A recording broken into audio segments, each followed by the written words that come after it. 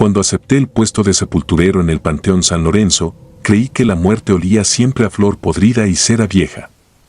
Me pagaban poco, pero la colina donde se alza el cementerio domina toda la Mixteca, y pensé que trabajar con esa vista no podía ser tan malo. Me equivoqué. Desde la primera semana, descubrí que hay aromas peores que la descomposición. La tierra que se abre de noche huele a hierro tibio y agua estancada, como si algo vivo estuviera abajo esperando su turno. Empecé en septiembre de 2022, justo antes de las lluvias grandes. San Lorenzo está dividido en terrazas mal niveladas, arriba reposan los nichos de los caciques, en medio un laberinto de tumbas viejas y abajo un campo nuevo, todavía sin nombre, donde el municipio entierra a los que nadie reclama. Allí cabe la mayor parte de mis fosas, porque nadie protestaba si dejaba los montículos disparejos. El administrador, don Efraín, me advirtió el primer día que a veces la tierra cantaba. No elaboró y yo lo tomé a broma. 3 noches después lo entendí, mientras apuntalaba una bóveda que se venía abajo, escuché bajo mis botas un crujido sordo, insistente, como cuerda de guitarra que alguien templara desde el subsuelo. El ruido viajaba a lo largo de la hilera de tumbas y se apagaba justo en la esquina donde las lápidas más antiguas apenas conservan letras. Pensé en raíces de pirú partiéndose. Seguí trabajando. Pasó un mes sin incidentes hasta que el ayuntamiento ordenó algo inusual, exhumar restos de una fosa común de 1972 para moverlos a osarios verticales y liberar espacio. El acta mencionaba epidemia de meningitis y 26 cuerpos enterrados a prisa. Esa fosa yacía en la terraza baja, pegada al talud que da al arroyo seco. Las lluvias habían erosionado los muros y reclamaban el terreno. Me asignaron la tarea un jueves al amanecer. Fabián, estudiante de servicio social, vino de apoyo. Retiramos la valla oxidada, marcamos perímetro y empezamos a cavar. Después de la capa vegetal apareció una costra de barro negro, extraño en esa región rojiza. El aroma era denso, más a sangre coagulada que a arcilla. Seguí rompiendo con la barreta hasta dar con los primeros féretros prensados unos contra otros, casi deshechos por la presión. Al mediodía sacamos 4 osamentas, las trasladamos a cajas de zinc y continuamos. Cuando el sol cayó, Fabián se marchó, yo debía cubrir la ronda nocturna. A las 7, el viento cambió. El agujero exhalaba vapor, tibio, que empañaba la linterna. Parecía respirar. Pegué la oreja al borde, un goteo rítmico golpeaba madera hueca muy abajo, como si hubiera agua entre los ataúdes. Apunté la luz, solo vi barro brilloso que reflejaba distorsionado mi rostro, hundido en sombras. Preparé tablas para tapar temporalmente la fosa. Mientras clavaba el último tablón, algo duro chocó la punta de la bota. Bajé la luz, era un frasco de vidrio delgado, cubierto de cieno. Dentro flotaba un trozo de papel ennegrecido. Lo guardé en el bolsillo sin pensar. Cubrí el hoyo y salí rumbo a la caseta. En la garita limpié el frasco. El papel era más bien piel, delgada como pergamino, con letras diminutas en tinta corrida. Decía, no nos cierren. Oiremos hasta que abran. La frase me erizó la nuca. Dejé el frasco sobre la mesa y fui al baño a enjuagarme la cara. Cuando regresé, el frasco no estaba. Busqué alrededor. Nada. La puerta seguía cerrada, las ventanas, herméticas. Esa noche dormí poco. A la 1 me despertó un silbido, tenue, debajo del camastro. Al inclinarme, vi la misma botella apoyada junto a la pata de metal. La tapa se había abierto sola y dentro ya no había pergamino. El silbido venía del frasco, un chorro de aire exhalaba y aspiraba al ritmo de un pecho dormido.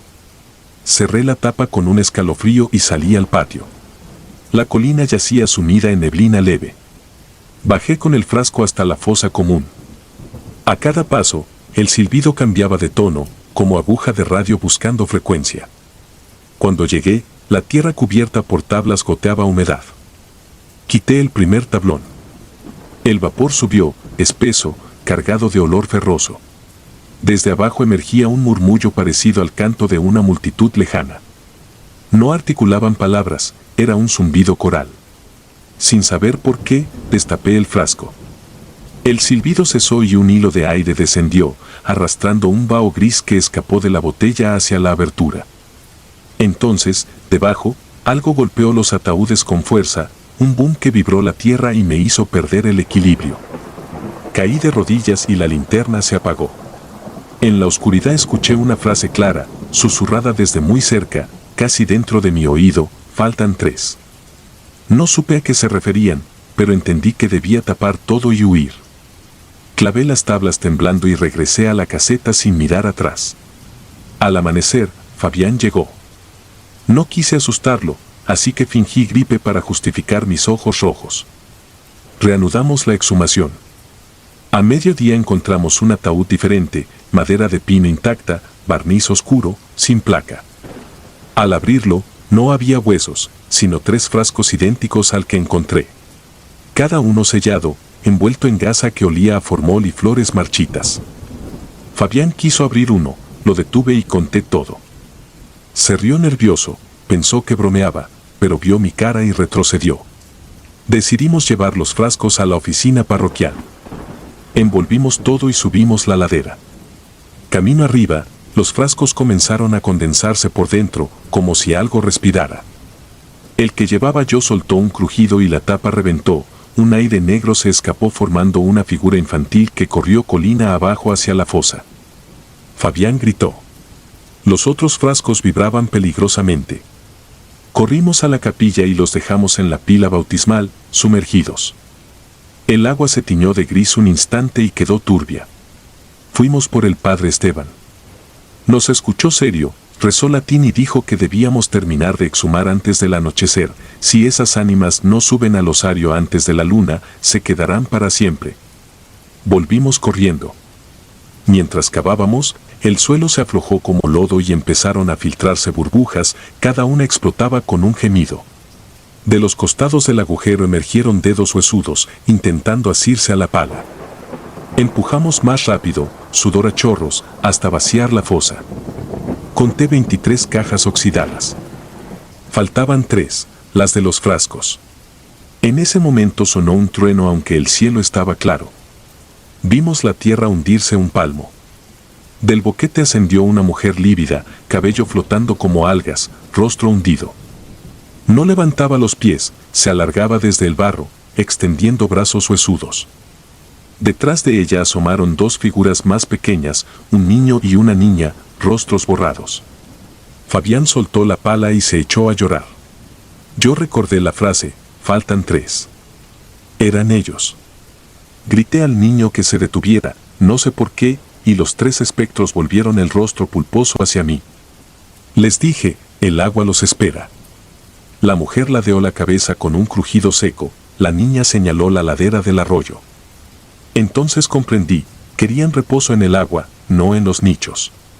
Corrí por los frascos a la capilla, el párroco me los entregó temblando.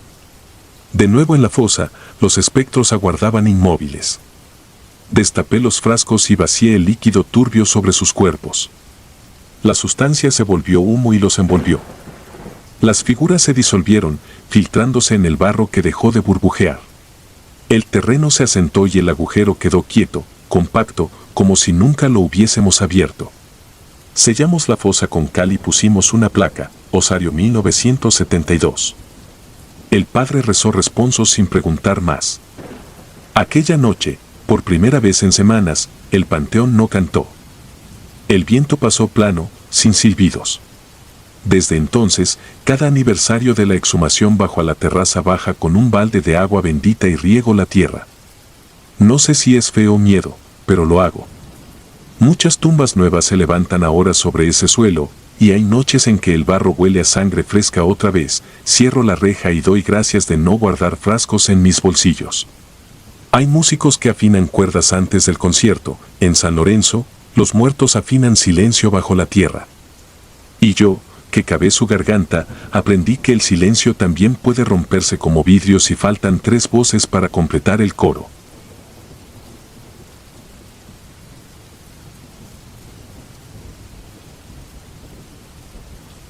Voces bajo la tierra. Mi nombre es Ricardo Valdés y durante una década trabajé como sepulturero en el Panteón Municipal de San Isidro de la Sierra, un poblado serrano perdido entre cañadas y pinos. Entré en 1993, con 20 años recién cumplidos, reemplazando a don Eliseo, el enterrador viejo que se había roto la cadera. Pensé que aquel empleo sería tranquilo, cavar hoyos, apuntar nombres en el registro, barrer senderos cubiertos de agujas de ocote. Nadie me advirtió que la tierra puede hablar, ni que algunos gritos no provienen de los vivos. Las jornadas eran solitarias. Los muertos llegaban de vez en cuando, ancianos que se apagaban sin escándalo, accidentados de la carretera serpenteante, uno que otro forastero sin familia. Sin embargo, cierto junio recibimos a Tomás y Mercedes Nava, un matrimonio joven que llevaba años intentando ser padres. El acta de enterramiento decía producto masculino, 33 semanas de gestación. Era su primer intento, fracasó antes de ver la luz.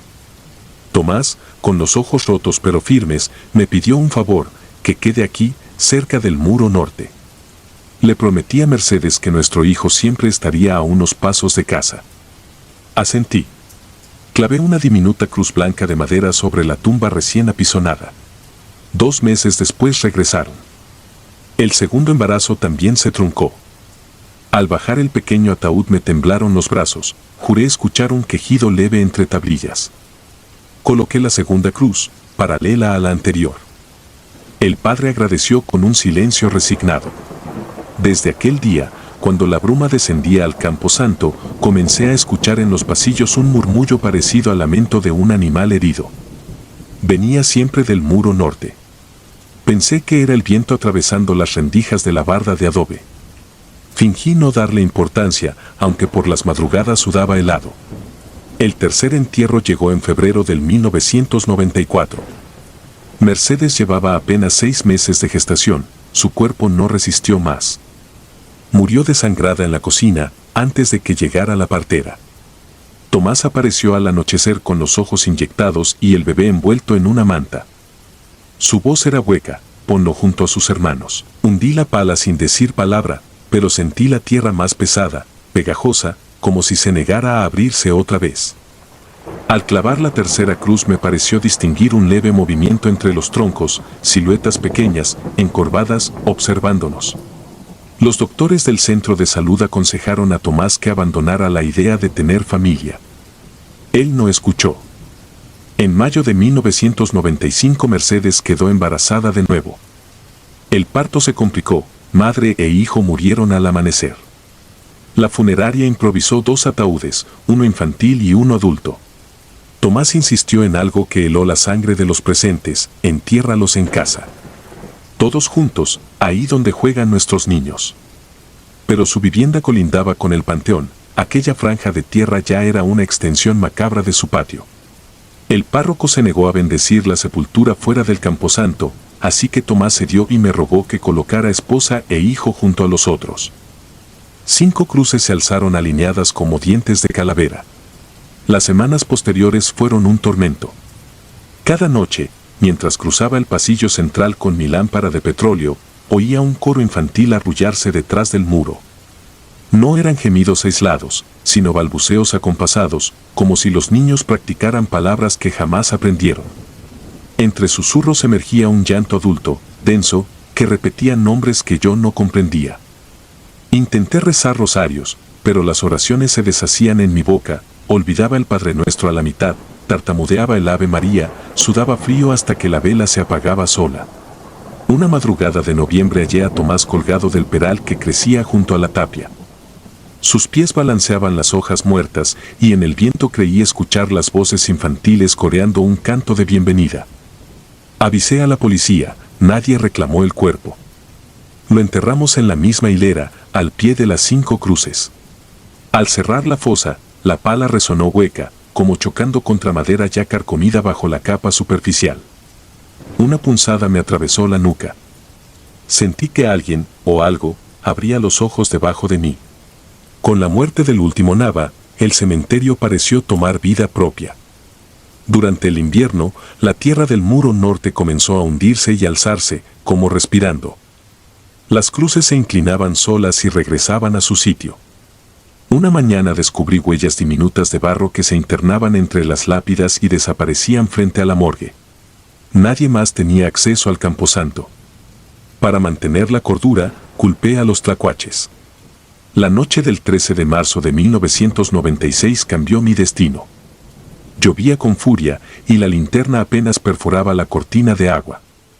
Recorría los pasillos para asegurarme de que los nichos no se filtraran, cuando un chillido agudo rasgó la tormenta. Venía del muro norte. Corrí, hundiéndome hasta los tobillos en el lodo. El suelo se había abierto, una zanja negra tragaba las cruces y en su interior asomaban 5 manitas cadavéricas que arañaban la orilla de barro. Sobre ellas, un rostro femenino sin ojos parecía flotar, las cuencas vacías destellaban luz interna. Grité, pero la voz no me salió, la lluvia me llenó la boca con sabor a óxido. Las manos se cerraron sobre mis botas. Un tirón me venció. Caí de rodillas, sintiendo la succión viscosa de la fosa. Entre relámpagos vi al cadáver de Tomás, su sonrisa rota colgaba en un ángulo imposible, arrastrándose para abrazar a su esposa hinchada. El coro infantil se convirtió en carcajadas que retumbaban contra los cipreses. Desesperado, clavé la pala en el barro y me impulsé. Algo mordió mi pantorrilla, un filo helado, como dientes de leche convertidos en vidrio. Con la última fuerza me aferré a la valla de hierro y me arrastré fuera. La zanja se cerró detrás de mí, escupiendo agua pútrida que apestaba a sangre vieja. Huí sin recoger herramientas. Crucé el portón y no volví jamás. Nadie me creyó al relatar lo ocurrido, ni la policía rural, ni el párroco, ni la alcaldesa. Me declararon emocionalmente inestable y me ofrecieron una licencia sin goce de sueldo.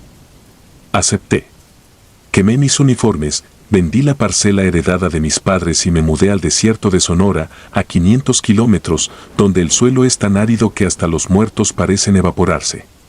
Han pasado casi 30 años. Soy camionero ahora, y duermo en cabinas de tráiler para evitar moteles baratos. Cada vez que cierro los ojos escucho palas golpeando ataúdes huecos. Cuando luz, el motor de mi vehículo se confunde con un llanto lejano que incrementa hasta convertirse en carcajada. Llevo en la guantera un frasco con queroseno y una cajita de cerillos. Me juré que, si llega mi hora, arderé antes de tocar la tierra. A veces sueño con el panteón de San Isidro. Veo el muro norte resquebrajarse y a 5 criaturas descalzas corretear entre fosas recién abiertas. Detrás caminan 2 figuras adultas tomadas de la mano, una me señala, la otra acaricia su vientre vacío. Entonces despierto empapado, en pleno desierto, donde no hay nubes ni lluvia. No necesito sacerdotes ni psicólogos. Conozco la verdad, hay suelos que se alimentan de dolor hasta que florecen monstruos. Fui testigo de la germinación.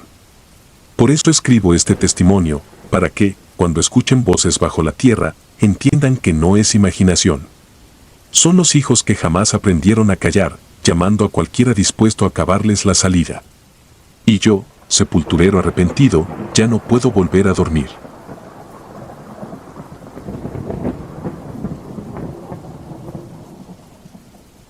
Ultratumba. Era octubre de 1987 cuando acepté mi primer trabajo como sepulturero en el Panteón de San Miguel de las Rosas, un pueblo olvidado en los cerros de Guerrero. Tenía 23 años y la promesa de un ingreso estable me cegaba ante los rumores, quejas en la noche, lamentos sin cuerpo, sombras que recorrían las hileras de lápidas. Yo pensaba que todo era fruto de la imaginación de mis compañeros, hasta que aquella madrugada en que la vi por primera vez. La jornada terminaba tarde. El sol apenas rojeaba el horizonte cuando acabábamos de sellar la tumba de la señora Aurora Martínez, víctima de una fiebre que devoró su cuerpo en cuestión de días. Mi jefe me ordenó limpiar las herramientas y retornar al cuartito donde guardábamos las palas y el tractor. Yo me demoré un instante frente al ataúd cubierto por la lona, sintiendo un escalofrío recorrer mi espalda. Fue entonces cuando percibí el susurro, un hálito frío que pronunciaba mi nombre con una voz hueca, como si hablase desde dentro de la tierra. Pensé que había sido el viento. Guardé la pala con mano temblorosa y, al volverme hacia la puerta, la vi. Vestía un largo vestido blanco, viejo y raído, con encajes amarillentos. Su silueta era difusa, difuminada entre el humo del incienso que se filtraba desde la capilla.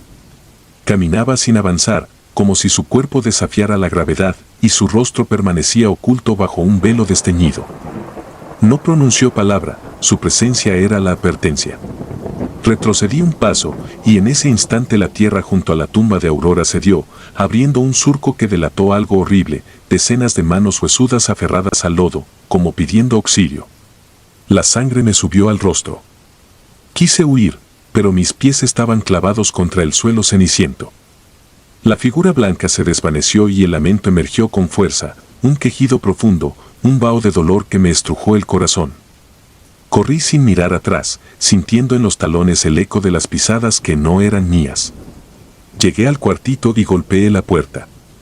El tractor, estacionado allí, era mi única esperanza de alejarme. Giré la llave y el motor rugió, pero antes de que pudiera subir al asiento, un alarido rasgó el aire, más agudo que el viento entre las lápidas. La puerta se abrió sola, y la vi, al pie del tractor, con su vestido blanco manchado de tierra y raíces. Me incorporé de un salto y encendí los faros. La luz no atravesó su silueta, ella avanzó hacia mí sin hacer ruido, su aliento era un viento pútrido que olía a muerte reciente. Apelé a Dios en silencio, sintiendo el pulso retumbar en mis sienes. Di marcha atrás, y el tractor se alejó temblando, dejando detrás de sí un rastro de luz anaranjada. Cuando llegué al pueblo, el alba despuntaba apenas. Mis manos temblaban al bajar del tractor. Nadie quiso escuchar mi confesión sobre la mujer de blanco. Me tildaron de borracho o de loco. Nadie creyó en mis palabras. Pasaron semanas. Intenté ignorarlo, convencido de que el miedo se disiparía con el trabajo diario. Pero cada vez que abríamos una nueva tumba, el murmullo regresaba. Aparecía sobre la tierra removida, un roce imperceptible en el oído: regrésame a quien me robaste. Y entonces veía sus dedos largos, marcados por la humedad, intentando arrastrar al difunto fuera del féretro que lo ataba a la vida. Una vez, hallamos un cráneo agrietado, con una vieja flor seca entre la quijada. Era imposible que hubiese estado allí, la tumba no había sido profanada por manos humanas. Con cada hallazgo, el temor se volvía más real, más urgente. Una madrugada, desperté empapado en sudor. Había soñado que abría mi propia tumba, cavada justo al lado de la de Aurora. En el sueño, la mujer de blanco me observaba desde dentro, su rostro al fin revelado, unos ojos huecos que ardían con fuego negro. Me llamó sin voz, con un gesto de horror y súplica, como si necesitara compañía en su condena. Abrí los ojos y alcé la vista, estaba en mi catre, de frente al pequeño ventanuco. Una figura blanca se deslizó frente a él, suspendida en el aire. Me incorporé con un grito ahogado, pero la figura desapareció al instante. Al día siguiente, reuní el valor suficiente para hablar con mi jefe. Le conté todo, las voces, los surcos que aparecían junto a las tumbas recién cerradas, la aparición de la mujer de blanco. Él me miró con los ojos inyectados de incredulidad, pero al escuchar el nombre Aurora, su semblante cambió. Me confesó que, el año anterior, la señora Martínez había fallecido en circunstancias extrañas, la encontraron ebria en la orilla del río, con el vestido manchado de barro blanco, repitiendo el mismo nombre una y otra vez. Pasó sus últimas horas desvariando sobre un amor perdido, una traición que le había robado la cordura. Dicen que después de enterrarla, comenzaron las apariciones, murmuró mi jefe. Algunos dicen que su alma no encontró descanso. Me ofreció un crucifijo y una botella de agua bendita. Me dijo que rezara cada vez que cavara una tumba nueva, que rociara el féretro con agua bendita al cerrarlo. Lo hice, convencido de que alguna reliquia sagrada podía protegerme. Y al principio, funcionó, el murmullo cedía y la tierra permanecía firme. Pero la eficacia duró apenas un mes. Fue la noche en que enterramos a don Emiliano, un anciano mecánico del pueblo. Su familia pidió que hiciéramos una sepultura sencilla, sin rituales ni ceremonias. Bajo la lluvia torrencial, sellamos la catafalco y regresamos al cuartito. Yo cerré la tapa del ataúd con el martillo y, antes de encender la linterna, recé un Padre Nuestro bajo el alero. Entonces, el murmullo se alzó con furia, más fuerte, más claro, y junto al murmullo vino el crujir de madera. La tapa se movió con violencia, astillándose por el centro. Con la linterna temblorosa, me acerqué y vi el rostro de don Emiliano, pálido, con la boca abierta en un grito inmóvil. Sus ojos habían sido arrancados, y de las órbitas brotaba lodo oscuro. Di un paso atrás y tropecé. La figura blanca emergió de la tierra como una avalancha de sombras. Su cara se desprendía del vestido, oscilando entre la forma de Aurora y un rostro de hueso desnudo, huesudo, reluciente bajo la luz mortecina. Alzó los brazos y el campo santo se estremeció, cruces se desplomaron, ramas se quebraron y un viento glacial arrancó mis ropas. Caí al suelo, inmóvil, con la mirada clavada en esa aparición. Su voz, ahora perfectamente audible, me llamó por mi nombre. Me sentí morir. Quise suplicar, pedir clemencia, pero mi voz se congeló. Cerré los ojos, esperando el fin.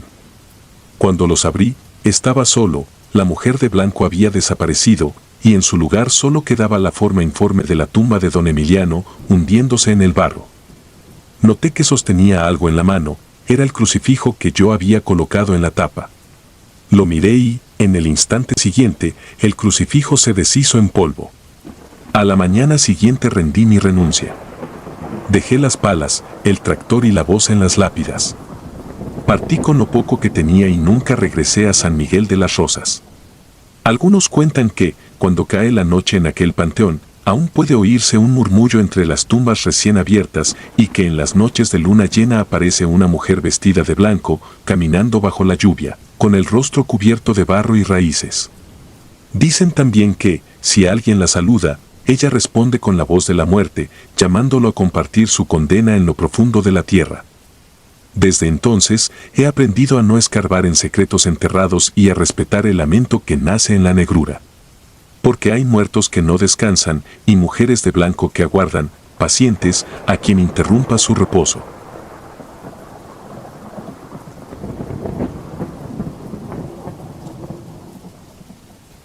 Los que no respetaron el silencio. No sé cómo empezar esto sin que piensen que estoy loco, pero tal vez escribirlo sea la única forma de sacármelo del pecho. Llevo más de 30 años trabajando como sepulturero en el Panteón Municipal de San Felipe del Agua, un pueblo viejo de Oaxaca donde los muertos no descansan tan fácil como uno quisiera. A mí me tocó ver cosas que no se le desean ni al peor enemigo, y aunque me he mantenido callado por años, lo que pasó en el 2006 todavía me atormenta. Yo tenía 40 y tantos cuando ocurrió, y para entonces ya me conocía cada rincón del camposanto. Desde los pasillos de nichos hasta el terreno viejo donde están las tumbas olvidadas. Ahí, donde la maleza cubre los nombres y las cruces están rotas, se siente distinto, como si algo estuviera al acecho, esperando ser molestado. Siempre he dicho que hay que respetar a los muertos, no por religión ni por cuentos de viejas, sino porque uno trabaja con ellos, y a veces, lo que está enterrado, no está del todo quieto. Una tarde de noviembre, poco después del Día de Muertos, me tocó quedarme más allá de la hora habitual. Estaba tapando una tumba reciente cuando vi pasar a 3 jóvenes por la entrada trasera del panteón. Se metieron por la parte de la barda rota. Se notaba que no eran de ahí. Uno cargaba una bocina, otro iba grabando con el celular y el tercero traía una botella de mezcal. Se carcajeaban, gritaban cosas sobre invocar espíritus y que a ver si alguien les jalaba las patas. Les salí al paso y les dije lo que siempre digo: aquí no se viene a jugar. Váyanse antes de que pase algo que no pueda remediarse. Se me quedaron viendo como si yo fuera un payaso. Uno me respondió entre risas que solo iban a grabar un video para subirlo a internet, que no estaban haciendo nada malo. Les insistí que mejor se retiraran, que no es bueno hacer ruido donde otros descansan. Pero se echaron a reír más fuerte. Me dieron la espalda y se fueron rumbo a la zona antigua. La que ni de día se visita sin razón. Ya no insistí. Pensé que se aburrirían y se irían pronto. Terminé mi labor y cerré la reja delantera con candado. No me preocupé mucho porque, aunque se hubieran quedado encerrados, podían salir por el hueco de la barda rota. Pero algo me incomodaba, un presentimiento que se me atoró en el estómago desde que los vi pisotear las tumbas mientras gritaban y echaban relajo. Al día siguiente regresé temprano, como siempre. Desde que puse un pie dentro, noté el aire distinto. Estaba más frío de lo normal y no se escuchaban ni los pájaros. Caminé por el pasillo principal y me fui directo al área vieja. Al fondo, cerca del muro perimetral, encontré una escena que hasta hoy me cuesta relatar. Los 3 jóvenes estaban ahí, muertos. 2 tirados sobre una tumba antigua, con la cara retorcida como si hubieran visto algo que los dejó petrificados. El otro estaba semienterrado, solo le sobresalía el torso. Como si algo lo hubiera jalado hacia abajo. Sus uñas estaban rotas, llenas de tierra, como si hubiera intentado salir y no lo logró. No grité. No llamé a nadie. Me quedé parado observando el espanto en sus rostros. El cuerpo semienterrado parecía aún fresco, como si lo hubieran metido apenas hacía unas horas. Revisé la tierra y no tenía señales de haber sido removida por una pala. No había huellas más que las suyas. Ningún animal pudo haber hecho eso. Salí a paso rápido. Fui a buscar al presidente municipal, le conté lo que vi sin entrar en detalles. La policía llegó, tomaron fotos, levantaron los cuerpos. No encontraron señales de violencia. En los reportes dijeron muerte por causas desconocidas. Y como no eran originarios del pueblo, el caso se cerró rápido. Sus familiares vinieron por los restos. Nadie quiso escarbar más. Yo sí. Esa noche me regresé al panteón. Necesitaba entender. Regresé al lugar exacto donde los encontré. Llevé una linterna, una cruz de madera y mi rosario. Me arrodillé sobre la tumba donde estaban los cuerpos, esa que habían pisoteado y grabado mientras se burlaban. La lápida estaba rota. Leí el nombre, Matilde Sánchez, fallecida en 1901. No la conocí, pero había escuchado historias. Que murió sola, que su cuerpo fue hallado fuera del pueblo y nadie quiso enterrarla por miedo. Que fue bruja, que hablaba con los muertos, que en vida maldijo al pueblo por haberla expulsado. El cura de ese tiempo permitió el entierro solo si se hacía en el extremo del camposanto, donde no tocara las tumbas cristianas. Las leyendas siempre me habían parecido exageraciones. Hasta esa noche. Mientras me quedaba en silencio, vi una silueta entre las lápidas. No caminaba, se deslizaba, como una niebla oscura. Sentí un frío que me congeló la sangre. La linterna parpadeó y se apagó. No había viento, pero escuché voces, como susurros en el oído. Voces que lloraban, que rezaban, que maldecían. Cerré los ojos y recé lo poco que recordaba. No me atreví a moverme. Y entonces la sentí, una mano delgada y helada tocando mi hombro. No grité. No abrí los ojos. Solo dije en voz baja, perdónalos. No sabían lo que hacían. El contacto se deshizo. Abrí los ojos. Ya no había nada. Pero el silencio volvió a sentirse como una advertencia. Me retiré sin mirar atrás. Desde ese día, cada que algún visitante se pasa de la raya, que grita, que se sube a las tumbas, que se burla, yo les advierto. No lo hago por cortesía, lo hago por ellos. Porque sé que si molestan lo que yace en este suelo, no todos saldrán vivos. A veces, muy de madrugada, escucho risas apagadas entre las tumbas. Voces jóvenes que se disuelven con el viento.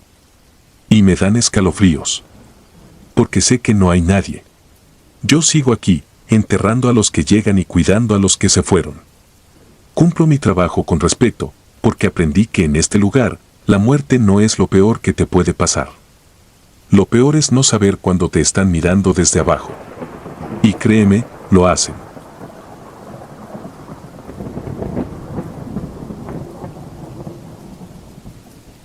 La sombra en la fosa. Me llamo Ramiro Cruz y, desde que tengo memoria, mi vida ha estado entre tumbas y pétreos epitafios.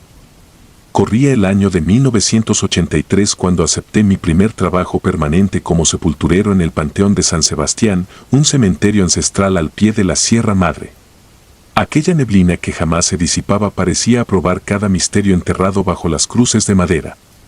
Nadie sabía cuántos cuerpos reposaban en sus profundidades, ni qué lamentos permanecían cautivos bajo la tierra apelmazada.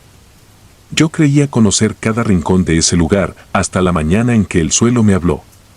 El día amaneció sin nubes. El sol, apenas un resplandor pálido, no alcanzaba a perforar el velo húmedo que colgaba de los cipreses. Al llegar, me sorprendió encontrar la fosa de la señora Elodia, quien había fallecido la noche anterior, fresca y abierta, como un ojo gigante observando el cielo. Había sido un entierro sencillo, ataúd de pino sin barnizar, costuras amarradas con cuerdas y pocas visitas. Sin embargo, la tierra parecía haber respirado y dejado sus huellas marcadas. Me acerqué con la pala al hombro, instintivamente aflojando el paso. Bajo la capa de tierra, distinguí unos arañazos, líneas delgadas y desordenadas que se extendían por las paredes de la fosa. Eran marcas recientes, húmedas aún, como si alguien hubiese intentado treparse por el interior. Contuve el aliento. Las historias de tumbas abiertas se cuentan en voz baja para no invocar lo desconocido, pero el aire se encargó de susurrarme al oído: Ramiro. Ramiro. El sonido no procedía de ningún animal. Era un quejido amortiguado, como si la tierra misma hablara con voz humana. Dio la impresión de venir de varios metros bajo mis pies. Di un paso atrás y la pala cayó al suelo con un estrépito seco que rebotó entre las lápidas. Mis compañeros, Luis y Ernesto, alzaron la vista desde la fosa contigua, pero nadie bajó a acompañarme. La fosa quedó de nuevo cubierta y se selló con el silencio sepulcral que la caracterizaba hasta la noche siguiente. Esa noche, el pueblo permanecía en vela. En la taberna de la entrada al cementerio, algunos decían haber escuchado golpes en las lápidas, como si un puño invisible las golpeara una y otra vez. Otros afirmaban haber visto una silueta blanca recorriendo los senderos de tierra, al paso de las cruces, perdiéndose tras la reja principal. Yo no creía en aquellas historias de almas errantes, pero algo me decía que el cementerio se había vuelto un lugar vivo. Al día siguiente, al cavar la tumba de un niño que murió a causa de una fiebre repentina, encontré unas huellas diminutas sobre la tierra suelta. Parecían huellas de dedos, marcadas con una precisión escalofriante. El ataúd, recién colocado, presentaba una pequeña abertura en la parte superior, de donde emanaba un hedor putrefacto. Me acerqué, dispuesto a sellarlo de nuevo, pero mi mano tembló al rozar la madera astillada. Era como si algo dentro del ataúd respirara todavía. Decidí entonces enterrar los restos anónimos que habían llegado del hospital de la ciudad, un cuerpo sin nombre, cubierto en una sábana manchada de sangre fresca. Lo deposité en una fosa apartada, en el jardín de la parroquia, lejos del núcleo del panteón. Cavé con premura, sintiendo que cada palada me acercaba a lo desconocido. Al final, coloqué el ataúd con prisa y cubrí la tierra con el temor de lo que podía haber liberado. Las noches posteriores, los lamentos se hicieron más intensos. No eran sollozos humanos, sino un coro de quejidos que retumbaba en el aire frío. El viento transportaba esos sonidos hasta las casas del pueblo, despertando a la gente con esa sensación de que algo protestaba bajo sus propios cimientos. Yo, convertido en vigía, permanecía en el atrio, sintiendo como la neblina se espesaba a mi alrededor y como el aliento de la tierra me rozaba el cuello. Una madrugada, recibí un llamado urgente. Un grupo de veladores había visto una luz filtrarse desde la tumba del desconocido. Cargué mi linterna y me adentré en el cementerio. El haz de luz apenas atravesaba la bruma, pero lo suficiente para revelar la tapa del ataúd, astillada de nuevo, con un rastro de polvo que conducía hacia el interior del foso. Me agaché y, con el corazón martillando en el pecho, apoyé la mano en el brocal. La madera crujió, como si una mano desde dentro la empujara con fuerza. Un frío paralizante me recorrió la columna vertebral. Cerré los ojos, incliné la oreja y escuché un susurro ahogado. ¿Por qué me trajiste aquí? No me atreví a responder. Retrocedí hasta toparme con una lápida y el mundo dio vueltas. Cuando respiré, la neblina había engullido el sendero, como si nada hubiera ocurrido. Aún así, las palabras quedaron tatuadas en mi mente. A la mañana siguiente, el encargado del panteón pidió cerrar el lugar por unos días. Se realizaría una limpieza, una bendición y un nuevo cercado. Yo acepté de mala gana, sintiendo que cada acción solo desataba más misterios. Mientras mis compañeros reparaban el muro derribado por la lluvia, yo recorría las tumbas observando las inscripciones, fechas, nombres, promesas de descanso eterno. Pero la madrugada había demostrado que algunos nunca duermen. La noche en que regresé solo, lo hice con la intención de rezar por el alma del desconocido. Avancé hasta la fosa, iluminando con cuidado para no perderme entre las cruces. Allí estaba la huella de unas manos, marcadas en la tierra, como si alguien hubiera escalado por el brocal para liberarse. La pala que usé crujió al apartar la tierra suelta y, de pronto, tuve la certeza de que algo bajo mis pies me observaba. Mis pulgares se congelaron al extender la linterna hacia el fondo de la fosa, la sábana que cubría el ataúd se movía. Un movimiento lento, sordo, como si el cadáver intentara incorporarse desde la húmeda oscuridad. Di un paso atrás y la linterna tembló en mis manos. La sábana temblaba y mis ojos alcanzaron a distinguir, bajo ella, la forma de un rostro, rasgos demacrados, ojos hundidos y un ápice de sonrisa torcida. Una mueca que me decía que el mundo de los vivos y el de los muertos nunca estuvieron tan cerca. El aire se volvió áspero. Un lamento final se quebró en un grito que ahogó mi respiración. La sábana cayó al suelo, revelando un cráneo roto, y algo, un remolino de polvo, se alzó como una sombra incorpórea y atravesó la reja del panteón. Lo vi desaparecer en los callejones de San Sebastián, llevando consigo un escalofrío que jamás me abandonaría. Al amanecer, se encontraron marcas de uñas en el brocal, arañazos profundos que la tierra no había hecho sola. Decidí renunciar. Aquella neblina perpetua y esos lamentos me convencieron de que hay muertos que desean regresar y sepultureros que, con carretillas y palas, solo sirven de puente entre dos mundos. Dejé la capilla, mis herramientas y mis rezos, y me marché del pueblo con el estremecimiento clavado como una estaca en el alma. Hoy, cada vez que alguien pronuncia mi nombre, el viento lo repite en un eco moribundo. A veces sueño que escucho la voz del desconocido, reclamando que me cumpla su descanso. Sé que regresaré alguna vez, la sombra en la fosa no permitirá que olvide su historia. Y cuando me invoque otra vez, tendré que responder con la misma pala y la fe rota en la que creí demasiado tiempo, la tierra jamás dura en silencio y los muertos nunca regresan solos.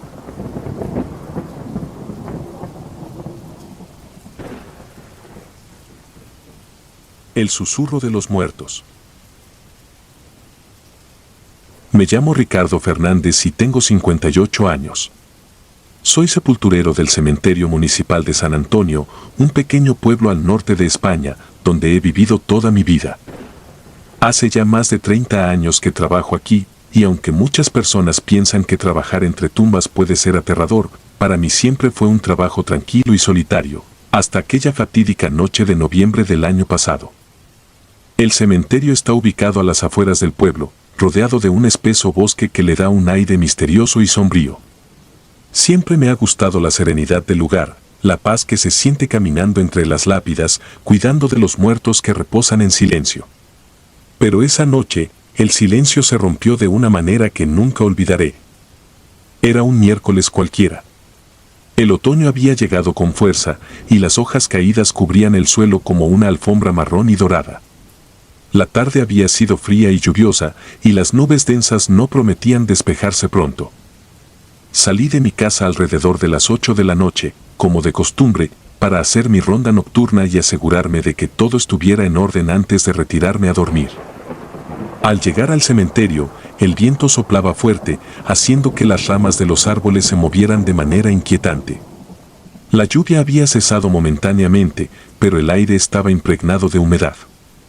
Mientras caminaba por el sendero principal, mi linterna iluminaba las lápidas y los mausoleos, proyectando sombras que danzaban al ritmo del viento. Me detuve un momento frente a la tumba de mi madre, como solía hacer cada noche, para decirle unas palabras y asegurarle que todo estaba bien. Justo cuando estaba a punto de continuar, escuché un sonido extraño. Era un susurro, apenas audible, que provenía del otro extremo del cementerio, cerca de la vieja cripta de los Alvarado, una familia adinerada del pueblo. Me quedé inmóvil, tratando de escuchar con más atención. El susurro se hizo más claro, como si alguien estuviera llamando mi nombre. Sentí un escalofrío recorrer mi espalda, pero intenté mantener la calma. Pensé que podría ser algún bromista o algún joven del pueblo intentando asustarme. Decidí acercarme a la cripta para investigar. A medida que me aproximaba, el susurro se hacía más fuerte y claro. No pude distinguir las palabras, pero había algo perturbador en aquel murmullo, algo que hacía que cada paso que daba se sintiera más pesado. Al llegar a la cripta, noté que la puerta estaba entreabierta. Me pareció extraño, ya que siempre me aseguraba de que estuviera bien cerrada. Empujé la puerta con cuidado y apunté con mi linterna hacia el interior. La cripta estaba vacía, como siempre. Los ataúdes de la familia Alvarado estaban sellados y en su lugar. Pero el susurro no cesaba, parecía resonar en las paredes de piedra. De repente, la linterna parpadeó y se apagó. Maldije en voz baja y traté de encenderla de nuevo, pero no respondía. En ese momento, la temperatura pareció descender varios grados. El aire se volvió gélido y sentí que una presencia se cernía sobre mí. Podía sentir una mirada fija en mi nuca, pero cuando me giré, no vi a nadie. Decidí salir de la cripta lo más rápido posible, pero antes de que pudiera dar un paso, algo me detuvo. Sentí una mano fría aferrarse a mi muñeca. Intenté liberarme, pero la mano apretaba con fuerza. Mi corazón latía con fuerza mientras una sensación de pánico se apoderaba de mí. Con un último esfuerzo, logré soltarme y salir corriendo de la cripta. Al salir, la puerta se cerró de golpe detrás de mí, resonando como un trueno en el silencio de la noche. Corrí hacia la caseta de herramientas, donde guardaba una linterna de repuesto. Al encenderla, me di cuenta de que tenía la muñeca marcada, como si unos dedos invisibles la hubieran aprisionado. El dolor era intenso y la piel estaba enrojecida. Traté de calmarme, diciéndome que todo había sido producto de mi imaginación, pero en el fondo sabía que algo sobrenatural había ocurrido. Decidí terminar mi ronda lo más rápido posible y regresar a casa. Pero mientras caminaba hacia la salida del cementerio, el susurro volvió, esta vez más fuerte y claro. Podía escuchar mi nombre repetido una y otra vez, acompañado de un lamento angustioso. El sonido parecía venir de todas direcciones, envolviéndome en una cacofonía aterradora. Intenté ignorarlo y seguir caminando, pero de repente, una figura apareció frente a mí. Era una mujer, vestida con un vestido blanco antiguo, empapado y sucio. Su rostro estaba pálido y sus ojos, vacíos y sin vida, me miraban fijamente. No era alguien que reconociera del pueblo, y su presencia me hizo estremecer. Quise correr, pero mis piernas no respondían. Estaba paralizado por el miedo. La mujer levantó una mano y señaló hacia la cripta de los Alvarado. Su boca se movió, pero no emitía sonido alguno. De alguna manera, entendí que quería que la siguiera. Contra todo instinto de supervivencia, mis pies comenzaron a moverse, llevándome de vuelta a la cripta. La figura desapareció tan repentinamente como había aparecido, y cuando llegué a la puerta de la cripta, ésta estaba nuevamente entreabierta. Entré con la linterna en alto, decidido a enfrentar lo que fuera que estuviera causando esos fenómenos. Al iluminar el interior, vi que uno de los ataúdes estaba abierto. Me acerqué con cautela y, al mirar dentro, sentí que la sangre se me congelaba. El ataúd estaba vacío, pero las paredes de piedra estaban cubiertas de marcas de arañazos, como si alguien hubiera intentado desesperadamente salir de allí. De repente, el susurro se transformó en un grito desgarrador que llenó el espacio. Tapé mis oídos, pero el sonido parecía venir de dentro de mi cabeza. Era un grito de dolor y desesperación que me hizo caer de rodillas. Sentí que mi mente se nublaba y una visión aterradora apareció ante mis ojos cerrados. Vi a la mujer del vestido blanco siendo enterrada viva. Sus uñas estaban rotas y ensangrentadas por los intentos de rasgar la madera del ataúd. La tierra la cubría poco a poco mientras ella gritaba pidiendo ayuda, pero nadie la escuchaba. Supe entonces que estaba viendo el destino trágico de alguien que había sido olvidado y abandonado en la muerte. Cuando el grito cesó, me encontré de nuevo en la cripta, jadeando y sudando. Sabía que debía hacer algo para liberar el alma atormentada de aquella mujer. Con manos temblorosas, volví a sellar el ataúd y recité una oración que mi abuela me había enseñado cuando era niño, una oración para los espíritus inquietos. Sentí una leve calma inundar la cripta y el aire gélido comenzó a caldearse. Salí de la cripta y me dirigí al pequeño altar que había en el centro del cementerio. Encendí una vela y la dejé arder en honor a aquella alma perdida, rogando que encontrara la paz. El susurro cesó y, por primera vez en toda la noche, el cementerio volvió a su habitual silencio. Regresé a mi casa agotado y perturbado por lo que había vivido. Esa noche no pude dormir, cada vez que cerraba los ojos veía el rostro de aquella mujer y escuchaba sus gritos. Al día siguiente, fui a la iglesia del pueblo y hablé con el párroco. Le conté todo lo sucedido y juntos realizamos una ceremonia para bendecir el cementerio y las almas que allí descansaban. Desde entonces, el cementerio de San Antonio ha recuperado su tranquilidad, pero yo nunca volví a ser el mismo. Cada noche, cuando paso frente a la cripta de los Alvarado, siento un escalofrío y recuerdo el horror que presencié. Sigo trabajando como sepulturero, pero ahora soy más consciente de las fuerzas que pueden habitar en la oscuridad y de las almas que, a veces, necesitan nuestra ayuda para encontrar el descanso eterno.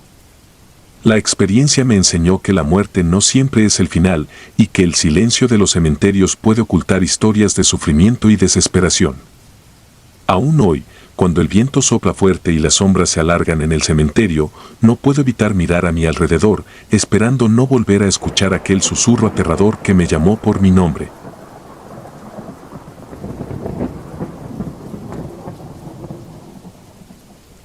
Soterrado. No aprendí a leer la hora en reloj de muñeca, la leo en sombras. Llevo 17 años como sepulturero en el Panteón La Misericordia, construido sobre la ladera oriental de Tlalpujahua, Michoacán. Ahí el sol se cuela entre cipreses viejos y grava volcánica. Cuando la sombra del nicho del obispo cubre la fosa 9, sé que son las 4 de la tarde. Cuando la penumbra alcanza el pórtico de piedra, es hora de cerrar la reja. Todo parecía estable, hasta el entierro de la tumba 519, la que cambió la textura del silencio para siempre.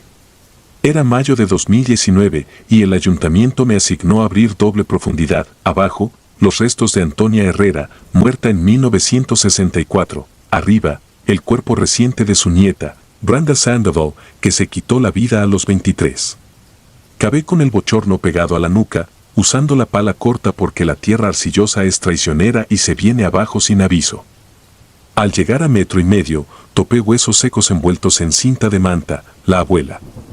Coloqué la caja metálica provisional sobre la lona, marqué la coordenada en la libreta y bajé el nuevo ataúd, blanco mate con herrajes níquel. El servicio fue pequeño, un padre anciano recitó responsos mientras el viento jugaba con los listones del féretro.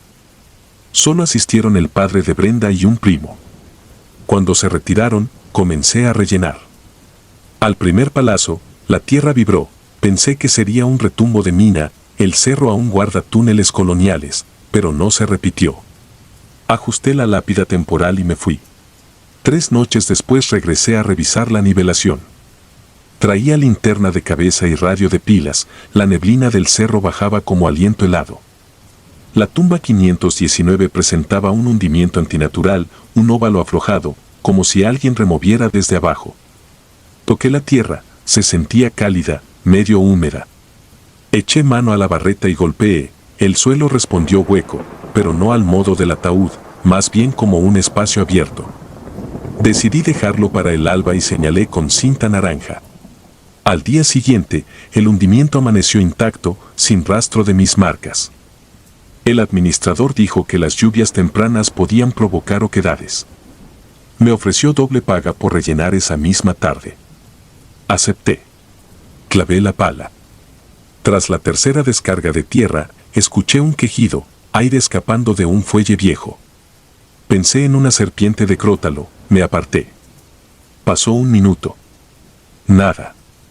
Seguí cavando hasta que el filo chocó con madera. Limpié con la hoja. No era la tapa que bajé, la veta era distinta, más rugosa, y las tablas estaban dispuestas en diagonal. Se me heló la sangre, habían sepultado un cajón adicional, clandestino, tal vez de otro siglo. Corrí al depósito por el gancho de izado y moví la tapa. Bajo ella, un espacio de apenas 70 centímetros contenía algo envuelto en costales de yute, pintados con óxido. Al tocar, se deshicieron como papel mojado y dejaron ver tinajas de barro selladas con cera negra. Llevaban símbolos trazados con plomo, círculos concéntricos y cruces invertidas. Moví una, pesaba mucho para su tamaño y sonaba líquida. La dejé y aparté otra, esta vibraba, como si algo vivo se golpeara contra las paredes. Apreté la cera, resumó un líquido espeso, color granate, que dejó un hedor a fierro viejo. Intenté subir las tinajas, pero la cuerda resbaló, empapada de ese fluido. Por instinto, apreté la linterna contra la tinaja más liviana. El rayo se filtró por una fisura y destelló. Dentro, cientos de insectos blancos se retorcían, chocando uno sobre otro. Larvas, pensé, pero el zumbido que emitían era agudo, casi eléctrico. Sentí un chispazo al oído, tuve que soltarla. Cayó y se quebró. Las criaturas se desperdigaron como leche derramada, pero no eran larvas ni gusanos, eran diminutas figuras humanoides, piel blanquecina y ojos puntiformes. Se arrastraban usando brazos minúsculos y soltaban chirridos. Retrocedí. Una trepó por la bota y algo me pinchó el empeine. La aplasté, entre los dedos sangraba un orificio perfecto, circular. El terror me cortó el aire. Subí de un salto, cubrí la fosa con tablones y corrí a avisar al administrador. No me creyó, dijo que era sobrecarga de trabajo y mandó llamar a sanitarios municipales para fumigar. Esa noche, en la caseta, intenté dormir. La herida palpitaba y olía raro, como grasa quemada. A las 2 de la mañana me despertó un golpe contra la reja principal. Abrí la ventanilla, el panteón estaba sumido en bruma espesa. Otro golpe, más cerca, en la puerta de la caseta. Tomé la lámpara. En el vidrio se marcaba la silueta de una mano pequeña, infantil, tan nítida como si la hubieran posado hace un segundo. Salí armado con el pico. Nadie en el pasillo. Caminé hacia la sección nueva. A cada paso, entre las tumbas, algo crujía, igual que ramas secas aplastadas. Llegué a la 519. Los tablones seguían puestos, pero sobresalían grietas de luz rojiza, como brasa encendida debajo. Al acercarme, sentí el suelo temblar. Algo golpeaba desde lo profundo, con ritmo irregular. Pegué la oreja a la madera. Escuché un murmullo, voces niñas susurrando palabras que no entendía, formadas más por zumbidos que por sílabas. Me estremecí. En aquel instante, los tablones se alzaron desde dentro. Una presión invisible los empujó. Retrocedí y vi aparecer manos pequeñas, huesudas, de piel apergaminada.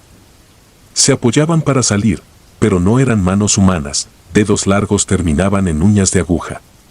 Emergiendo detrás, el torso de una niña vestida con camisón blanco, la cara oculta por un velo de cabellos licuosos. Al moverse, la tela dejaba escurrir gotas oscuras. Reconocí el camisón, era el mismo que le pusimos a Brenda Sandoval. Quise pronunciar algo, pero la voz no salía. Ella levantó la vista. Donde debían ir los ojos había cuencas rellenas de larvas blancas que giraban como enjambre. Extendió la mano y los insectos saltaron de sus órbitas a mis botas. Sentí pinchazos múltiples. Lancé un grito y corrí.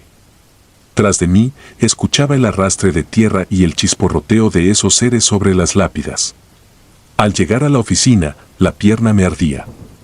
Me quité la bota, los insectos habían perforado cuero y calcetín, dejando líneas negras que subían por la piel, formaban el mismo símbolo de círculos concéntricos. Me desmayé. Desperté al amanecer, en la enfermería municipal. El administrador dijo que me halló convulsionando fuera de la caseta, sin bota, con quemaduras químicas en la pierna. Explicó que los sanitarios encontraron la fosa íntegra, sin tablones ni hundimiento. Diagnosticaron intoxicación por inhalación de pesticida. Pedí ver la tumba. Accedió, para que me calmara. Caminamos hasta 519. La tierra lucía lisa. Pero al tocarla con la punta de la pala, se colapsó un poco, como suelta. El administrador soltó un chasquido y dijo que llamaría a una cuadrilla. Mientras volteaba, noté algo sobresalir, un botón de camisón infantil lleno de óxido rojo. Lo guardé. Los días siguientes, no pude dormir. La marca en mi pierna se expandía pese a pomadas. Por la ventana de mi cuarto, veía sombras de niños diminutos cruzar la calle y perderse bajo las luminarias. Una noche, sentí el colchón hundirse a mi lado. Giré la cabeza sin abrir bien los ojos. Una figura menuda, cubierta de cabellos empastados, me observaba. Sus cuencas refulgían de larvas agitadas que generaban un zumbido agudo. Me tocó el tobillo. El símbolo en mi piel ardió como hierro al rojo. La figura se deshizo en polvo. A la mañana siguiente presenté renuncia. Dejé Tlalpujahua y me mudé al desierto potosino, pensando que el aire seco borraría el hedor de aquella tumba. No funcionó. Cuando cierro los ojos, escucho de nuevo los golpes huecos bajo la arcilla, la madera crujir y las voces que zumban un cántico sin lenguas humanas. A veces, en el silencio previo al alba, siento patitas invisibles subir por la cama y girar en círculos concéntricos sobre mi pierna, justo donde la marca ya dibuja el contorno perfecto de una tinaja sellada, esperando romperse. Y sé que, cuando el cerco se complete, no habrá pala ni escalinata capaz de sacarme del hoyo que cavé para otros.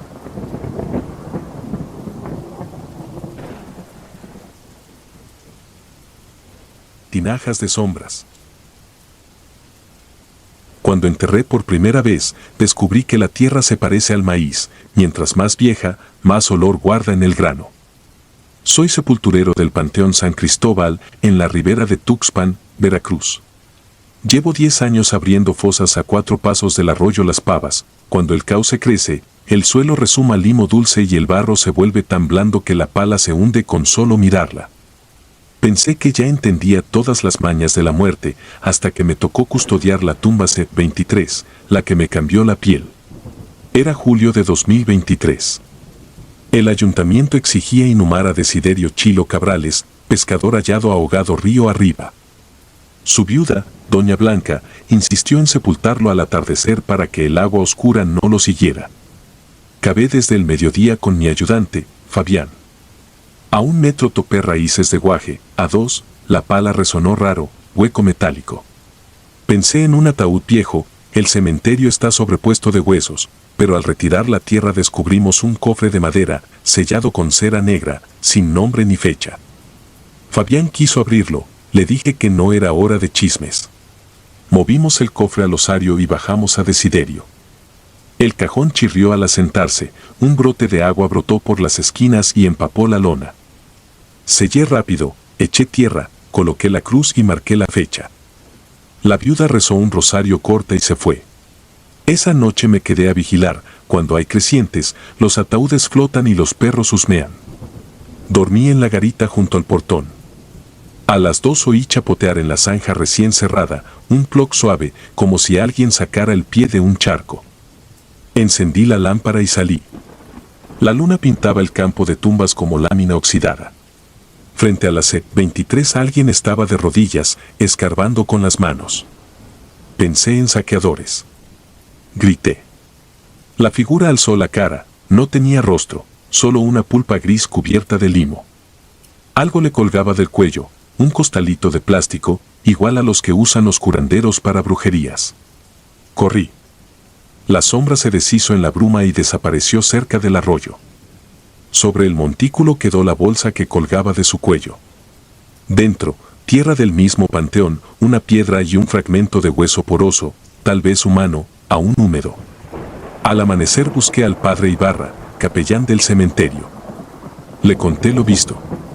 Él palideció. Dijo que en el pueblo circulaba una bruja llamada Teresa la de los Puentes, experta en entierros, se enterraba algo en la fosa de un recién muerto para atar almas y obligarlas a vigilar vivos. Me recomendó quemar la bolsa y rezar novenas. Llevé el saquito a un horno de ladrillo usado para desfogar ataúdes viejos. El hueso tardó en prender, exhalaba un hedor a cuero fermentado. Mientras ardía, escuché al otro lado del muro una risa breve, como de niña, seguida de un susurro que repetía mi nombre. El fuego avivó y explotó en una chispa verdosa. Creí oler agua de arroyo dentro de la flama. Esa tarde regresó la viuda, quería ver la tumba. Le conté lo sucedido, me miró con ojos de alcatraz. Juró que Teresa le había dado una bolsa igual para colocar bajo la almohada de su marido cuando enfermó de diabetes. Era para que se curara, dijo. Se arrepintió y la arrojó al arroyo la noche antes de que él muriera. Desde entonces soñaba con un hombre sin cara. Decidimos exhumar el cofre oculto, buscar señales. Fabián se negó, huyó diciendo que esos trabajos se heredan. Yo mismo abrí el osario. El cofre pesaba poco. Al romper la tapa hallé 6 muñecos de trapo empapados en barro y alambre, cada uno con un diente humano incrustado en el pecho y un nombre escrito con marcador: Blanca, Teresa, Desiderio, Chilo, sin apellido, Niña del Agua, y el mío, Raimundo. No entendí cómo mi nombre estaba ahí, pero el trapo olía a mi sudor, a pala vieja. Guardé los muñecos en un costal y fui al arroyo para tirarlos. El cauce crecido corría espeso y hacía remolinos. Arrojé el costal. Flotó un segundo, luego giró y fue tragado. En la orilla, entre la hierba, se formó una huella infantil, como un zapato mojado. Retrocedí. Esa noche llovió fuerte. A la 1 me despertó un golpe seco dentro del depósito de ataúdes. Abrí la puerta, la hilera de cajas apiladas vibraba. Algo arañaba desde dentro del que estaba hasta arriba, un modelo infantil blanco. El nombre en la etiqueta: Niña del Agua, osario común. Jamás lo había visto catalogado. El ruido cesó, pero una gota de agua oscura escurrió por la rendija y manchó mi bota. Volví a la garita a buscar la llave inglesa. Al regresar, el ataúd estaba en el suelo, abierto. Dentro no había cuerpo, solo charcos de limo. Las huellas de pies descalzos, pequeñas, iban hacia la puerta. Seguí el rastro hasta la tumba C23. El montículo estaba removido otra vez, pero ahora la cruz yacía acostada, partida en 2. Me arrodillé. La tierra al centro hervía burbujas minúsculas, del barro emergió la mano de una niña, huesuda, gris, que apretaba el diente incrustado del muñeco. Me quedé paralizado. Ella tiró de mi manga. Sentí la piel enfriarse al punto de quemadura. Con otra mano señaló el arroyo. Habló sin abrir la boca, la voz brotó desde el fondo de la fosa. «Devuélveme la sombra», susurró, y se hundió de golpe arrastrándome hasta el codo. Jalé con fuerza y me solté, dejando tirado el muñeco, que fue tragado con ella. Corrí a buscar la viuda. La hallé en su casa, temblando. Sin decir palabra me entregó una cajita de madera, dentro, la bolsita original y una foto de Teresa sosteniendo a la Niña del Agua real, pequeña difunta de otro siglo, recuperada de una crecida. Teresa coleccionaba restos para domarlos, dijo. A mí me ató cavando mi nombre cuando reparé la primera tumba. Y la cadena solo se rompería regresando cada reliquia al agua que le pertenece. Salí bajo tormenta. El cementerio era un lodazal de cruces ladeadas. Entré al depósito, busqué el trapo con nombre Teresa.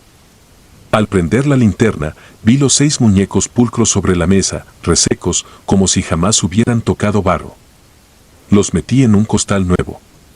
Avancé entre lápidas, el viento aullaba nombres. A mitad del campo, las lápidas de niños brillaban con luz verdosa, sobre cada una se sentaban sombras diminutas, meciéndose como si jugaran. Al pasar, giraban la cabeza negra y seguían mi andar con honduras vacías. Llegué a la orilla del arroyo. El caudal rugía. Sentí un tirón en el tobillo, la niña, medio cuerpo fuera del agua, ojos negros como semillas hinchadas. Detrás de ella emergían otras figuras, mujeres con vestidos viejos, hombres sin cara, cada uno chorreando limo. Entendí que querían lo que les robaron. Abrí el costal. El viento arrancó 3 muñecos de mi mano y los lanzó al agua. Al contacto, las figuras detrás de la niña se dejaron arrastrar río abajo. Quedaban los de Teresa y Blanca. La corriente gruñía, impaciente. Tiré el de Blanca. Una sombra femenina surgió del arroyo, tomó al pescador sin rostro y se fundió con él. Solo faltaba Teresa. Entonces la escuché reír detrás de mí, un jadeo asmático. Giré. Una anciana vestida con trapos negros avanzaba por el lodo, entre tinajas vacías transportadas por la crecida. Tenía las cuencas hundidas y brillaba en su pecho un hueco donde faltaba el corazón. Extendió la mano en garras. Entendí que si le devolvía su muñeco me llevaría con ella, yo era su última ancla entre los vivos. La niña del agua me miró, sus labios de limo formaron la palabra libre. Un trueno partió el cielo. Arrojé el muñeco de Teresa a la corriente. La anciana gritó, un sonido de metal que se dobla. Se deshizo en humo y fue succionada al remolino. La niña se volvió claridad un instante y se escurrió tras ella. El río tragó todo y se apaciguó. Quedé sentado en la orilla hasta que clareó. La lluvia cesó. En el cementerio, el montículo de la C-23 estaba liso y firme, la cruz intacta. Ya no olía a limo. Semanas después, el sacerdote exhumó el ataúd infantil, apareció un cadáver completo, catalogado, sin rastro de agua. Sellamos la tumba y sembré guajes nuevos para afianzar las paredes. Desde entonces, ninguna sombra ronda de noche, pero cada mañana, al clavar la pala en terreno fresco, noto que la tierra más profunda guarda olor a río, como maíz remojado. Y algunas madrugadas, cuando el viento sopla desde las pavas, oigo un leve silbido que repite mi nombre. Entonces levanto la vista y me aseguro de que no haya bolsas extrañas cerca, porque si una llega a aparecer, no sé si esta vez tendré fuerzas para devolverla a la corriente antes de que me arrastre con todo y sombra.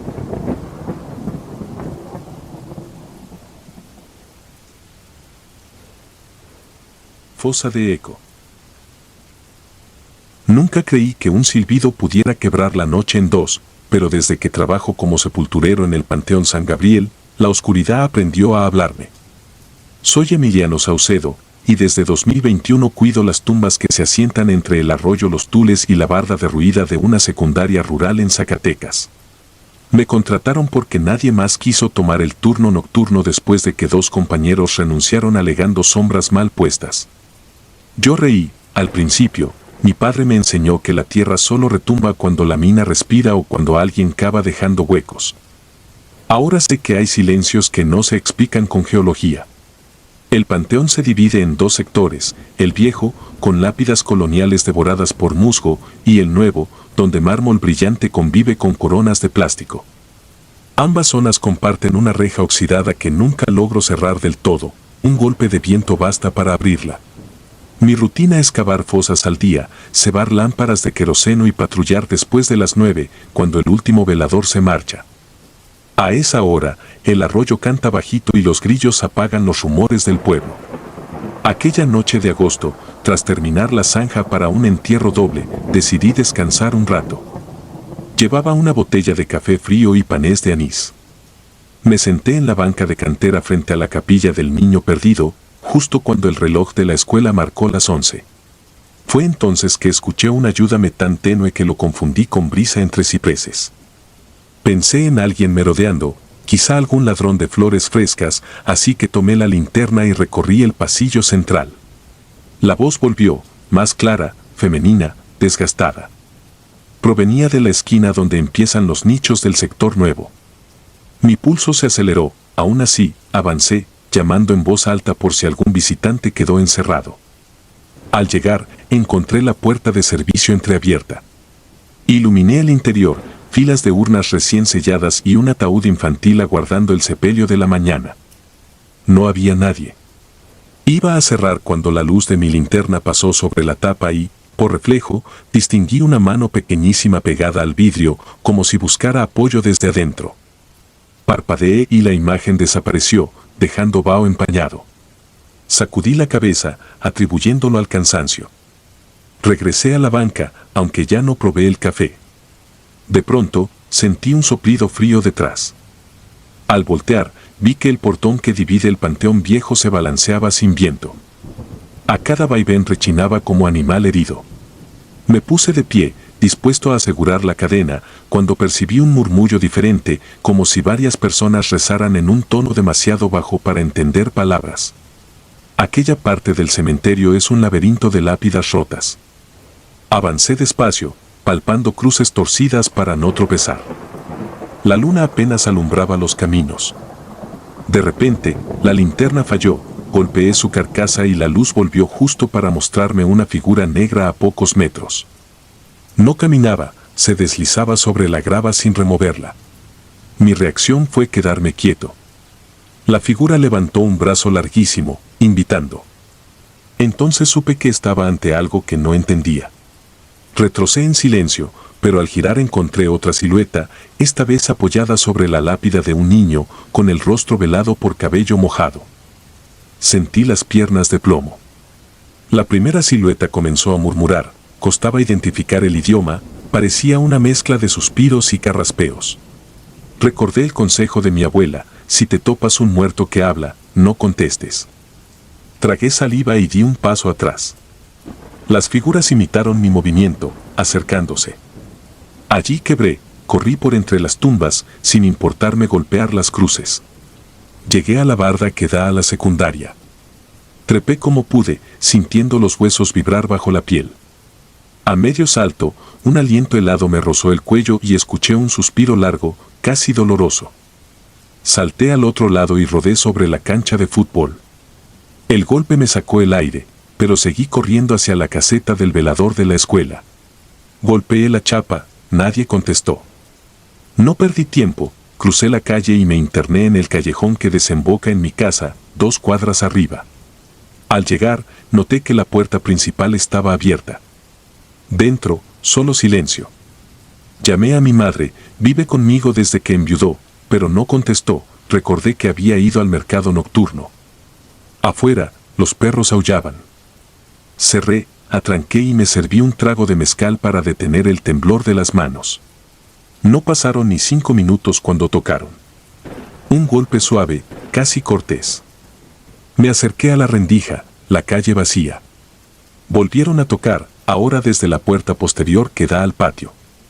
El nudo en la garganta me obligó a tragar aire, apagué la lámpara y me quedé inmóvil. Los golpes cesaron. Pensé que tal vez un vecino necesitaba algo y había caminado hasta la parte de atrás. Me asomé por la ventana de la cocina. Bajo el foco amarillento vi al perro callejero que me suele acompañar al cavar. Estaba sentado, mirando la puerta, pero tenía algo en el hocico, un costalito de plástico sucio, idéntico a los que cuelgan en los puestos de yerberos. Gruñí abajo, como si protegiera el paquete. Cuando la luz exterior se apagó de golpe, el perro levantó la cabeza y me miró con ojos rojos que reflejaban el farol de la calle. Sentí un escalofrío al recordar las manos pequeñas en la tapa del ataúd infantil. Reuní coraje, salí con una vara de ocote y me acerqué. El perro no se movió. Tomé el bulto, adentro, tierra, astillas de hueso y una piedra con mi nombre escrito en tinta corrida. El olor a tierra de cementerio me golpeó. De inmediato oí un quejido en la calle, el mismo ayúdame que me llevó a entrar al panteón. Comprendí que la voz no pertenecía a un viviente. Mi instinto fue destruir la bolsa. Corrí a la cocina y la metí en la estufa de leña. Al prender fuego, el aire se tornó denso, el costal crujió y una llama verdosa se alzó. Al mismo tiempo, sentí ruido tras la puerta, el perro rascaba para entrar, gimiendo. El fuego crepitó fuerte, dentro de las brasas, un silbido ensordecedor, como si el aire escapara de pulmones hundidos. De pronto la bolsa se abrió y algo salió volando, una sombra breve que atravesó la estancia, chocó contra la pared y se esfumó por una rendija del techo. El perro huyó hacia la calle. La casa quedó en silencio. El fuego menguó hasta morir. Tomé un cubo de agua, apagué las brasas y me quedé sentado en la penumbra, mirando las chispas moribundas. Media hora después llegó mi madre, sorprendida por el olor a humo. Le conté todo. Ella se santiguó y dijo que yo mismo había atado esa sombra al escucharla y seguirla. Aconsejó regresar al panteón al amanecer, rezar por los que no tienen nombre y sellar bien la puerta de los nichos infantiles. Obedecí. Al alba, con un nudo en el estómago, recorrí la vereda hacia el cementerio. Ni rastro de siluetas. A cada paso, el suelo parecía más ligero, como si las sombras hubieran sido solo niebla. Sin embargo, al llegar al sector nuevo, encontré la puerta de los nichos abierta de par en par. La tapa del ataúd infantil relucía empañada y, sobre ella, una huella de mano diminuta marcada en vaho. Cerré con llave, eché agua bendita que guarda el capellán y clavé una cruz pequeña de ocote en la tierra frente al muro. Desde esa noche no he vuelto a oír voces dentro del panteón, pero cambié la ruta al salir del trabajo, jamás paso por la brecha que bordea los nichos. Prefiero rodear hasta la calle principal. El perro callejero me acompaña algunas veces, ya no trae costales, solo mueve la cola y se aleja cuando llegamos a la reja nunca cerrada del sector viejo. A veces, mientras afilo la pala, creo escuchar que el viento arrastra un susurro, ayúdame. Pero no respondo. Allí aprendí que hay lamentos que buscan oídos para encadenarse y un sepulturero prudente cava hoyos en tierra, no en su propia sombra.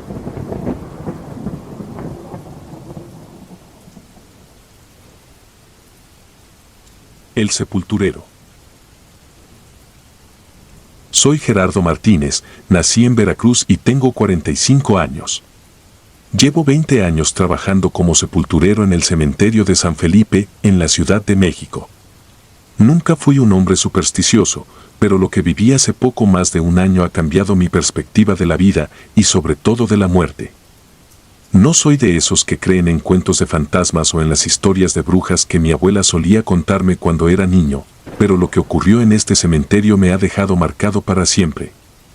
Todo comenzó un día de noviembre, cuando el viento frío y húmedo del otoño azotaba las lápidas y los árboles desnudos se mecían como si fueran a arrancarse de raíz. El ambiente era pesado y denso, algo que había sentido en ocasiones anteriores, pero esa vez era diferente. Llegué temprano, como siempre, con mi termo de café caliente y mi pala vieja, listo para una jornada de trabajo más. Teníamos varios entierros programados y algunos nichos que limpiar, nada fuera de lo normal. Esa mañana, el administrador del cementerio, el señor Ramos, me llamó a su oficina. Me dijo que había recibido una llamada inusual de una familia que deseaba exhumar los restos de un pariente que había sido enterrado hacía más de 50 años. El nombre del difunto era Anaís Monteverde. El nombre no me decía nada en ese momento, pero acepté el trabajo sin pensar demasiado. La paga era buena y, después de todo, solo era otro cuerpo que tenía que desenterrar. Me dirigí a la sección más antigua del cementerio, donde las tumbas estaban cubiertas de musgo y las lápidas eran apenas legibles. Era un lugar que rara vez visitábamos, a menos que tuviéramos alguna tarea específica. Mientras caminaba, sentí una presencia extraña, como si alguien o algo me estuviera observando. Me encogí de hombros, atribuyendo la sensación al frío y a la soledad del lugar. Encontré la tumba de Anaís Monteverde. La lápida estaba agrietada y apenas se distinguía el nombre. Empecé a cavar. La tierra estaba dura y compacta, como si no quisiera ceder su contenido. Tras horas de arduo trabajo, finalmente llegué al ataúd.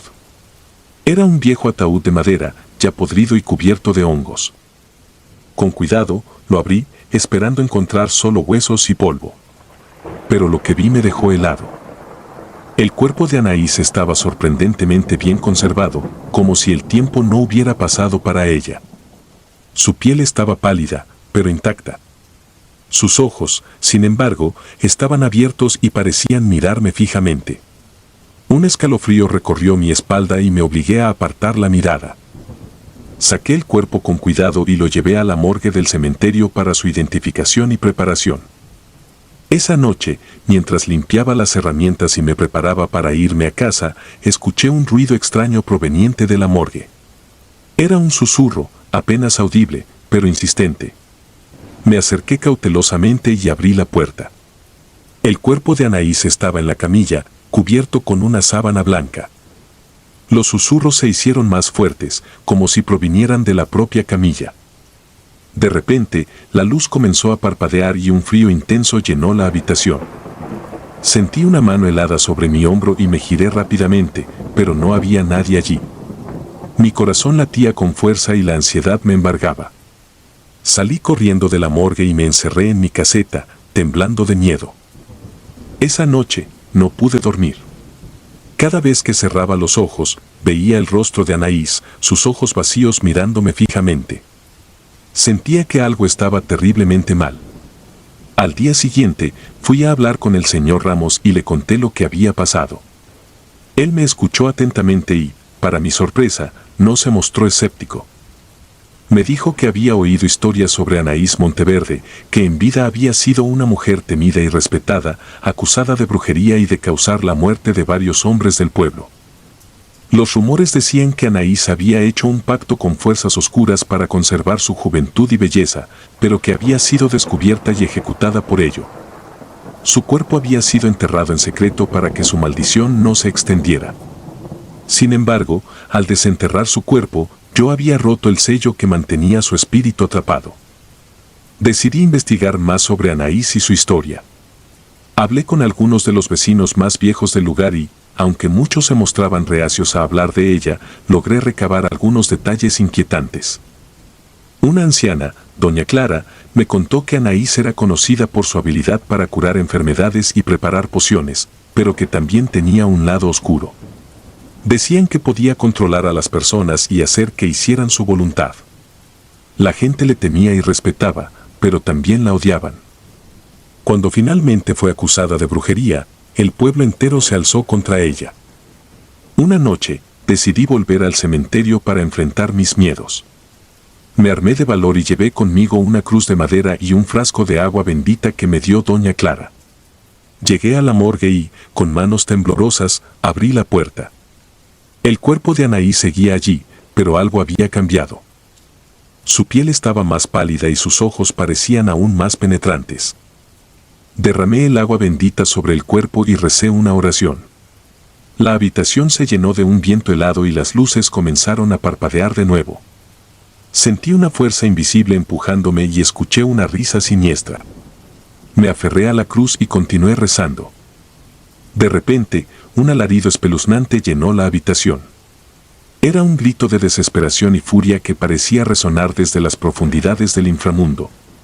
Me quedé paralizado, sin saber qué hacer, pero seguí aferrado a la cruz y murmurando la oración con más fervor. La fuerza invisible que me empujaba se intensificó, y por un momento sentí que iba a ser arrojado contra la pared. Pero entonces, tan rápido como había comenzado, todo cesó. El viento helado desapareció, las luces dejaron de parpadear y el silencio regresó a la morgue. Me quedé de pie, respirando con dificultad, y finalmente me atreví a mirar de nuevo el cuerpo de Anaís. Su semblante había cambiado. Sus ojos, antes abiertos y aterradores, ahora estaban cerrados. Su piel, que parecía mantener una apariencia extrañamente intacta, comenzaba a mostrar signos de descomposición. Era como si el espíritu maligno que la habitaba hubiera sido finalmente liberado. Me sentí aliviado, pero también terriblemente cansado. Salí de la morgue y me dirigí a mi caseta, donde me dejé caer en la silla, exhausto. Esa noche no dormí, mi mente seguía procesando lo que había ocurrido. Al amanecer, el señor Ramos llegó al cementerio y me encontró despierto, pálido y visiblemente perturbado. Le conté todo lo que había sucedido la noche anterior y, por primera vez desde que lo conocía, vi el miedo en sus ojos. Decidimos que el cuerpo de Anaís debía ser enterrado de nuevo, pero esta vez con más precauciones. Doña Clara sugirió realizar un ritual de protección antes de volver a enterrarla. Aunque era escéptico respecto a estas cosas, después de lo que había pasado, no estaba dispuesto a correr riesgos. Aceptamos su ayuda. Doña Clara llegó al cementerio esa tarde con un grupo de personas que compartían su conocimiento sobre lo sobrenatural. Traían velas, amuletos y más agua bendita. Realizaron el ritual alrededor del cuerpo de Anaís, cantando en una lengua antigua y esparciendo sal y hierbas por todo el lugar. Luego, con una solemnidad que no había sentido antes, enterramos el cuerpo de Anaís Monteverde nuevamente. Al día siguiente, pensé que todo había terminado. La sensación de opresión que había sentido en el cementerio durante los últimos días parecía haberse disipado, y pude realizar mis tareas habituales sin incidentes. Sin embargo, esa paz no duraría mucho. Una noche, mientras revisaba las tumbas más antiguas, escuché nuevamente los susurros. Esta vez, eran más claros y dirigidos directamente a mí. Gerardo, ven. La voz era fría y distante, pero inconfundible. Me giré rápidamente, pero no había nadie allí. Los susurros continuaron, siguiéndome mientras caminaba entre las lápidas. Traté de ignorarlos, pero los susurros se volvieron más insistentes y finalmente las sombras comenzaron a moverse a mi alrededor. Figuras oscuras y nebulosas que apenas podían distinguirse en la penumbra del cementerio. Sentí una presencia detrás de mí y, al girarme, vi una figura alta y delgada, con ojos brillantes y una sonrisa maliciosa. Era Anaís, o al menos su espíritu. Me miraba con una mezcla de burla y odio. No podía moverme, el terror me había paralizado completamente. Su voz resonó en mi mente, sin mover los labios: nunca podrás deshacer lo que has hecho. Estoy atada a este lugar y ahora tú también lo estarás. Desesperado, traté de recordar las oraciones y los rituales que había aprendido de Doña Clara, pero mi mente estaba en blanco. La figura de Anaís se desvaneció lentamente, pero los susurros y las sombras continuaron persiguiéndome. Desde esa noche, mi vida ha sido un infierno. No importa a dónde vaya, siempre siento la presencia de Anaís cerca de mí. En el trabajo, en mi casa, incluso en mis sueños, ella está allí, observándome y susurrando maldiciones. Mi salud ha comenzado a deteriorarse, sufro de insomnio y mis nervios están al borde del colapso. Doña Clara y su grupo han hecho todo lo posible para ayudarme, realizando rituales de limpieza y protección, pero nada parece funcionar. La maldición de Anaís es más fuerte de lo que cualquiera de nosotros imaginó. Estoy atrapado en un ciclo de miedo y desesperación del que no veo salida. El cementerio, que una vez fue un lugar de paz y resignación para mí, se ha convertido en una prisión de pesadillas. Cada vez que veo una tumba, no puedo evitar pensar en Anaís y en la maldición que he liberado. Sé que he cometido un error al desenterrar su cuerpo, pero ahora es demasiado tarde para deshacer lo hecho. He comenzado a escribir este relato como una forma de exorcizar mis demonios, de sacar a la luz lo que he vivido y quizás encontrar una manera de liberarme de esta maldición. Pero a medida que escribo, siento que las sombras se acercan más y los susurros se hacen más fuertes. No sé cuánto tiempo más podré soportar esto. Si alguien lee esto, quiero que sepan que no busco compasión, solo que se conozca la verdad. El mundo está lleno de misterios y horrores que no podemos comprender. Y aunque los escépticos dirán que todo esto es producto de mi imaginación, les aseguro que lo que he vivido es real. Anaís Monteverde era una bruja poderosa, y su maldición es una cadena que me ata a este cementerio para siempre. Mientras termino de escribir estas palabras, siento una presencia detrás de mí. Sé que es Anaís, y sé que nunca me dejará en paz. Mi única esperanza es que, algún día, alguien encuentre una manera de romper esta maldición. Pero hasta entonces, seguiré viviendo en este infierno, atrapado entre el mundo de los vivos y los muertos, condenado por mis propios actos. Soy Gerardo Martínez, sepulturero del cementerio de San Felipe, y esta es mi historia. Una historia de horror, de un error fatal y de una maldición que no tiene fin. Si alguna vez visitan este cementerio, tengan cuidado. No desentierren lo que debe permanecer enterrado, porque algunos secretos están destinados a descansar en paz.